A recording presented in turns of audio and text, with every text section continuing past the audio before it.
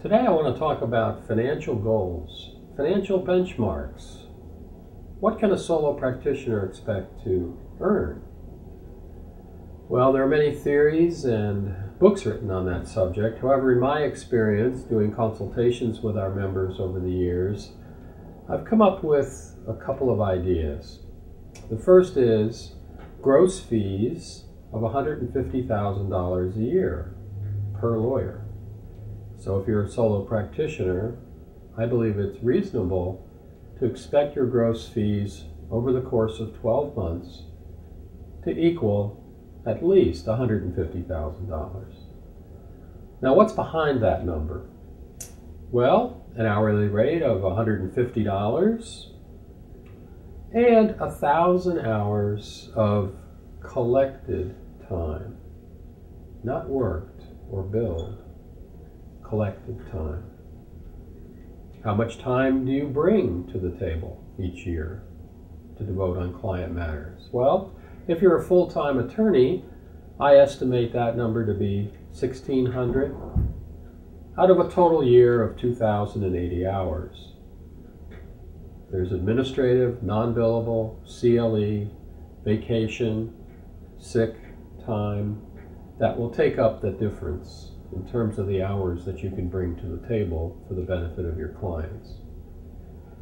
So, between 1,600 or even 1,500 hours a year and the 1,000 hours that I'm expecting you to collect, you have some leeway.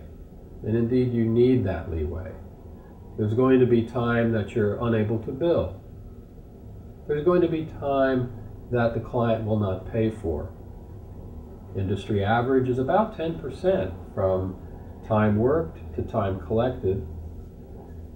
So keep that in mind as you calculate what your hourly rate will be, and also as you measure your gross fees during the year. Now, of the gross fees, how much of that is yours to keep? Well, obviously, not all of it. You have to pay your overhead. Overhead in a law office is the rent, the cost of staff, if you have staff, the cost of services such as telephone or internet, other administrative services that you may contract for. Typically, your rent and your staff costs are the largest of your costs in your law practice. If you don't have staff, you should be able to retain at least 70% of that gross number of $150,000. If you do have staff, that percentage goes down to about 50 to 55%. But that's okay, because staff theoretically enables you to handle more work.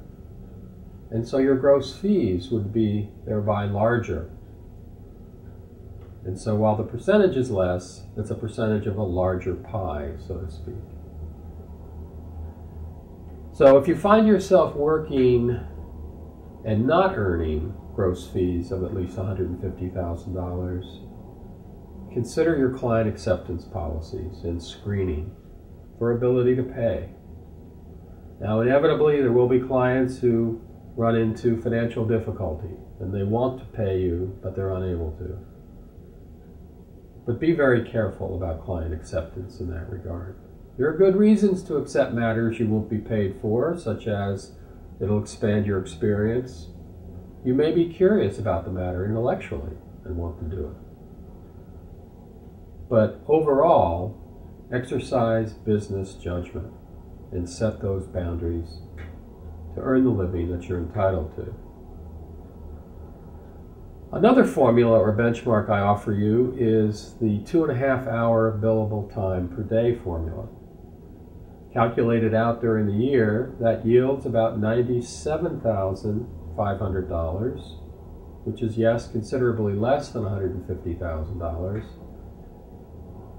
but it's only 2.5 hours a day that, when you calculate what can't be billed or collected, will yield you about $78,000, and then off of that, an estimated amount of $13,000 for overhead for a solo practitioner, brings you down to $65,000 of compensation to you. Now this is pre-tax, of course, and your compensation is composed of three parts.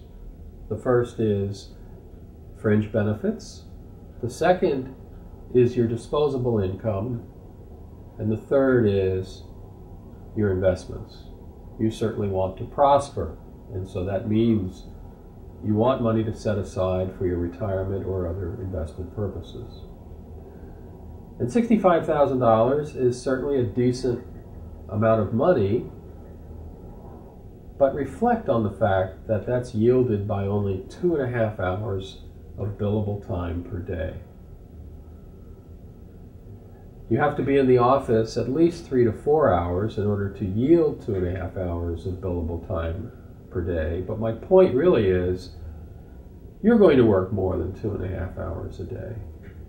And indeed, your hourly rate may be more than $150.